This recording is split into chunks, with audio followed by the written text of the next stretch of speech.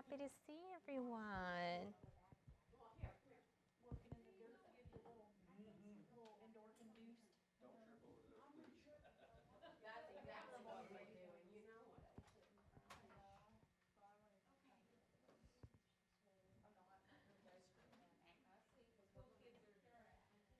Cool kid.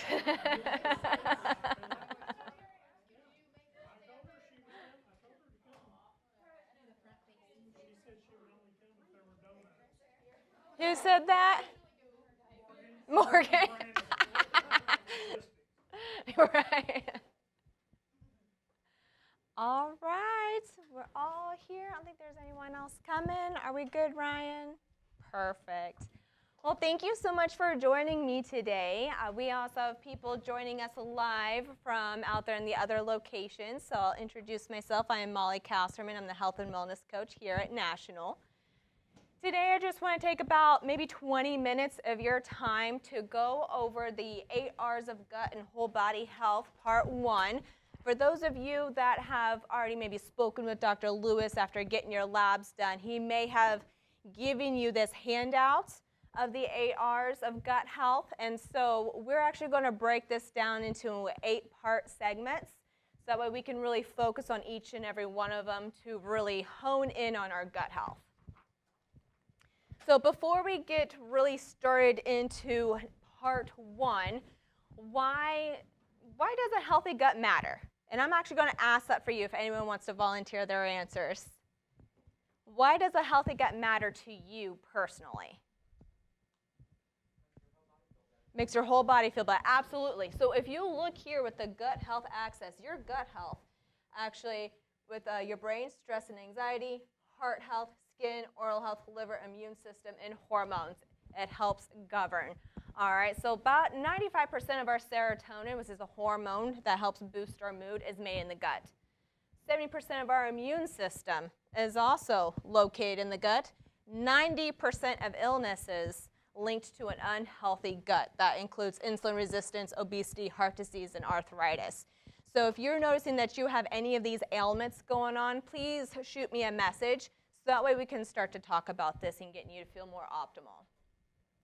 So real quickly, we're going to talk about where digestion starts. And it starts in the mouth, right, with chewing. All right, so we create enzymes to help break down our food. Also, how many times should we be chewing a bite? Probably way more than what we do. You're absolutely correct. We should be chewing between 25 to 40 chews per bite, depending on what we're doing. Right. Well, when you think about it, that's going to take a long time. In reality, we should be taking about 20 minutes to eat a meal. Right. Yeah. Yeah. Well, someone also needs to remind me because I inhale my food too.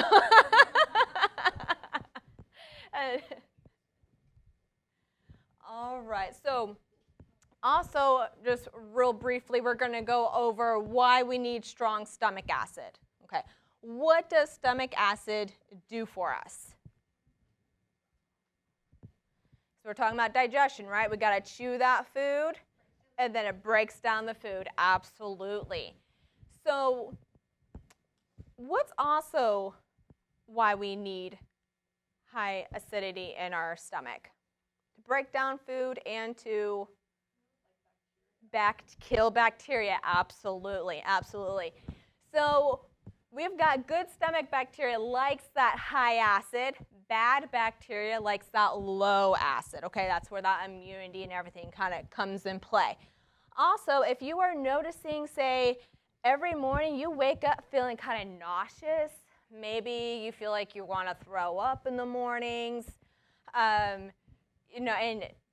maybe you have some gut health issues. It could be not enough stomach acid, and you are kind of giving yourself low-grade food poisoning every time you eat. Because no matter what we eat, whether it's picked berries fresh from our garden, eating at home, eating at our restaurant, there's bacteria on it. Actually, not to gross out the people that are here eating right now, all of us, if we were to put on a microscope, full of crawling bacteria. So I always say we're walking petri dishes, okay? couple of other points here that I wanted to state with the high stomach acid is high acid is required to prevent GERD-like symptoms. So your bloating, your acid reflux, your indigestion, all of that, you need strong stomach acid to keep that at bay. Also, high acid triggers the liver and the gallbladder to produce and send bile to help break down those fats in the body too. So it all has a purpose. If you are experiencing heartburn, indigestion, acid reflux, feeling nauseous in the mornings, again, please send me a message so that way we can talk about that more in depth for you. Other signs of low stomach acid is like fatigue, even headaches, arthritis, just because foods are not getting broken down, right? We are what we absorb. So just kind of taking a quick look at that list here. Again, if anything sounds familiar for you, we need to have that discussion. All right, any questions so far? Okay, none. All righty. We're going to hop in. I told you I was going to make it short and sweet here. So, how to heal the gut, step 1 is removing offending foods. What are those offending foods? What are things that usually disrupt our gut health? Any ideas? People are probably seeing a lot of foods that they eat here that could be a potential disruptor, okay? So usual suspects are going to be gluten.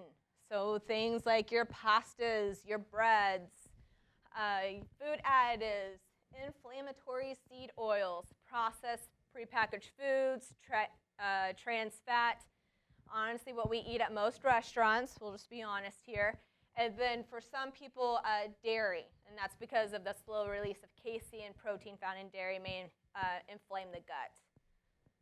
All right, so, we talk about gluten. I know I feel like I talk about gluten a lot and gluten sensitivities. And for a lot of us, we hear about that on the media. Is that just another fad thing? And it's not. More and more, we are discovering that gluten just disrupts the whole balance of bacteria in our gut health for a lot of people, actually about 1 in 20. All right, I know I'm one of them, okay, unfortunately, because I love bread, but it doesn't love me back. And that's okay, because I feel much better without it in my system. But some other things to think about when it comes to gluten intolerance is not just the belly bloat, but also it can promote joint pain, inflammation, even skin-related issues like skin rashes, eczema, and that would also correlate with leaky gut syndrome if you've heard that term before. Obviously, we've kind of gone over things with the digestive system, but also brain fog, headaches, increased anxiety, and even like depression symptoms that we may have. Also, gluten can disrupt our hormones. So it would be a thyroid and our sex hormones. So if you're noticing you're having anything like particularly going on in the body related to these things here, just try taking out gluten for a week and see if your body starts to heal itself. See if maybe those headaches are minimal or, pain in your joints start to go away, things like that. It's not going to be an overnight thing. I mean, if you do longer than a week, that would be probably more ideal for the body to repair. Another thing to look at is oils. Okay, we need a lot of our oils, like you see here in the list, like our organic butter, coconut oil, olive oil. Those have great omega-3s, great healthy fats to it, okay? The ones down here are margarine, canola oils. Those are our omega-6s, and those are inflammatory, okay? Those are going to cause joints to hurt. Maybe for some people who are very sensitive, added headaches and migraines. So as you see here, other chronic conditions can disrupt the gut. We got IBS, GERD, constipation, even all the way down to diabetes. If we're insulin resistant, the body's going to be a lot more, we'll say, fragile in that aspect. Okay. Any questions there? Yeah.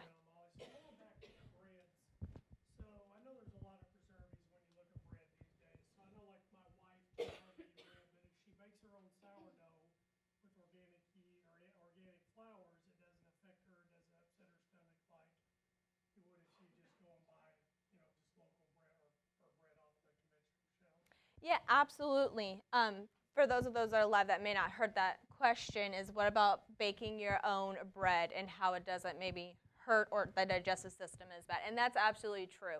So when you get anything that's already off the shelves, they have to put those preservatives in there to make it last. So when you're doing it yourself, especially sourdough bread, like you said, that's actually a part of the fermented foods list, okay? So you've got good, healthy bacteria going into that bread, which is going to help that gut health. And then you're probably more cautious of what flour you're using. There are types of flour that you can go out there that are not bleached or enriched, which means they're, pretty much just ground and then given to you, which is how flour used to be way back in the day, which is why maybe our parents and grandparents didn't have as many issues, especially gut-related issues, as we do present day. So absolutely, nope, I like that.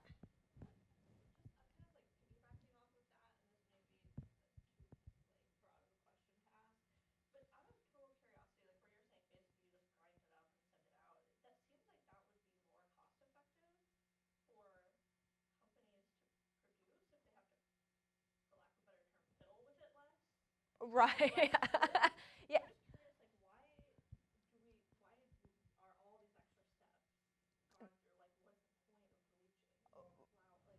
One thing, you can get a loaf of bread off the shelf at some of the grocery stores, that a lower grade bread that might sit on your pantry for a month and not mold.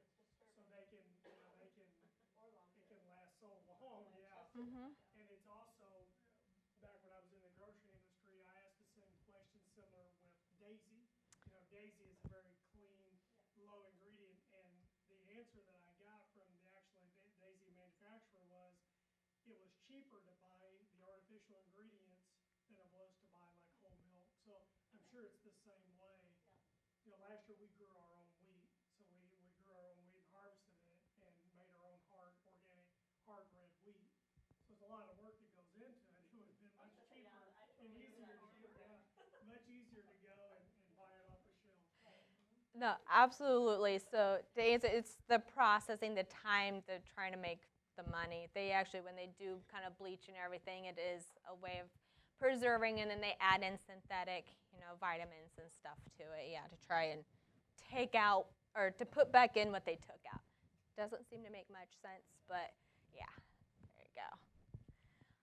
All right, any other questions? Okay, perfect. Those are great questions. I love it. Keep them coming. So I get asked a lot about different types of fat. All right, so the ones that we definitely want to stay away from is right here with this trans fat. That's used to extend the shelf life. That is used in all prepackaged like Twinkies, Debbie Hostess cakes, things like that. Okay. Now, we want to focus more on unsaturated fats. That's actually what's going to help heal the gut. And that is going to be like your avocados, olives, your good healthy oils that we had just talked about. Now, when it comes to saturated fats, you're going to get conflicting information on that, right? Honestly, it comes down to the source. Okay, you're going to get your saturated fats from your meat, your eggs. You're also going to get saturated fat from a McDonald's cheeseburger. Okay, so it's picking your source. If you can get grass-fed beef, cage-free eggs, you're going to get the healthier side of those saturated fats. And just as, like I said, as a reminder, we need those fats for the body on a cellular level. Helps promote the energy, gut health, protects your organs like your kidney, liver, heart.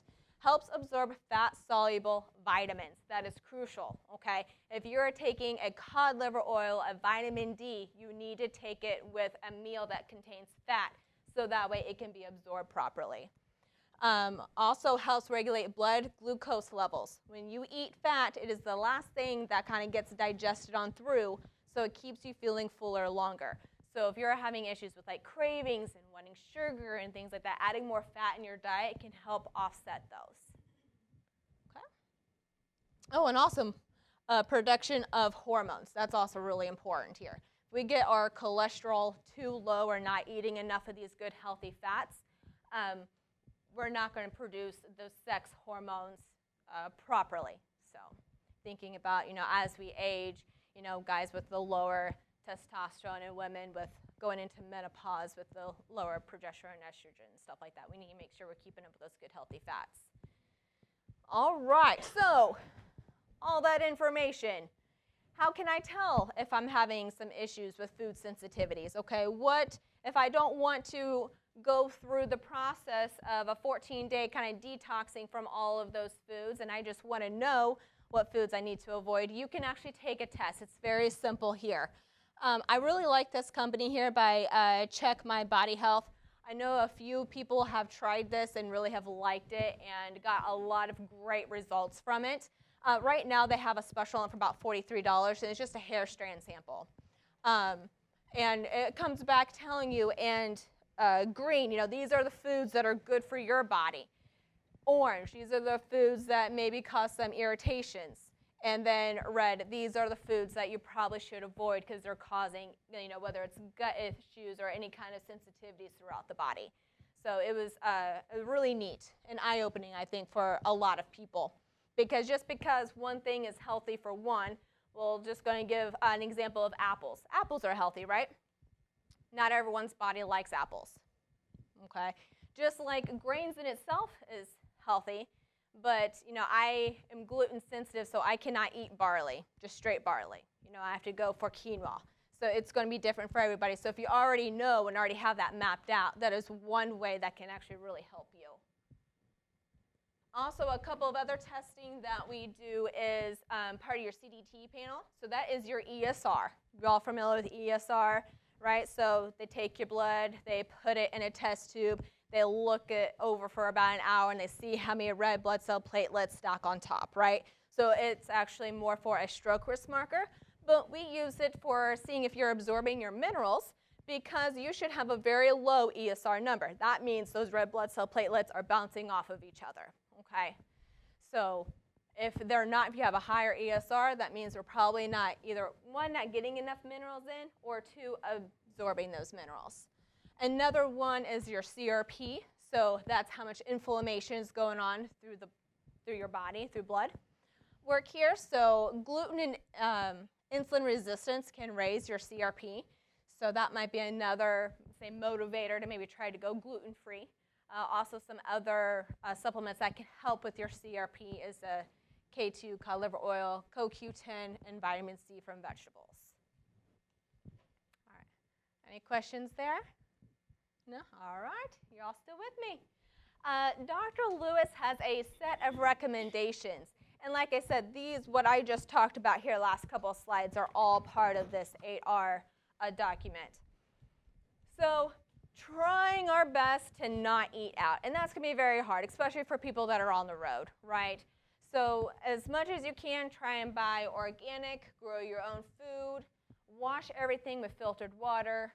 Try to use a sauna or something equivalent. That's why sometimes people who join my HIIT classes, and they're like, put on the fans. I was like, but I want you to sweat a lot. I want you to detox the body. And then intermittent fasting, getting some sunshine, and drinking mineralized water. So if any of those things sound like, oh, that's something that I can do, probably the easiest one for everybody, including people out there on the road, would be probably that intermittent fasting. So if you want to know more information on that and how that can help you, just shoot me a message. Also have right here something kind of neat about the unhealthy gut versus a healthy gut. So as you're looking down this line here, if anything kind of shouts out to you, again, make sure you let me know that we can talk about it. Because most of us has probably had lunch or in the process of eating lunch. And if we are feeling tired after lunch, that is a sign of a unbalanced gut. Okay, so we should all feel lively right now, right? Yeah. If not, we have some apple cider vinegar capsules and biotin capsules available in our break room right there. You can pop one of those in, help stimulate that acid production in the gut, break down those foods, and grab some energy. All right, so Dr. Lewis has top 3 supplements here for National, and these are free for the employees. Is some mineral blend, fulvic, humic minerals. So that is something that you can throw in your coffee. I take a capful and just kind of knock it on back. It looks gross. I'm not going to lie. Most people call it dirt water, but it hardly has any taste to it. But that's going to help with your ESR and your gut health, multivitamin, and a 16-strain probiotic. All right, like I said, I was trying to make this quick for you all. Do we have any questions about gut health? What are maybe one or two takeaways that you would like to start implementing? So this is what I'd like for you is like as we go through here, taking this whole month on focusing on removing, okay, those different kind of offending foods, detoxing the body. Maybe we go a week without gluten. How do we feel? Maybe we try one of those tests out. How do we feel now that we've eaten everything on the green? Maybe we start taking those minerals, probiotic, just something for this whole month and try and help heal the gut. And then next month we are going to be talking about removing pathogens. That's right, reducing pathogens and biofilms within the body. All right? How's that sound? Sound like a plan? Awesome. Well, thank you all for joining me today. If there's no other questions, I really appreciate your time.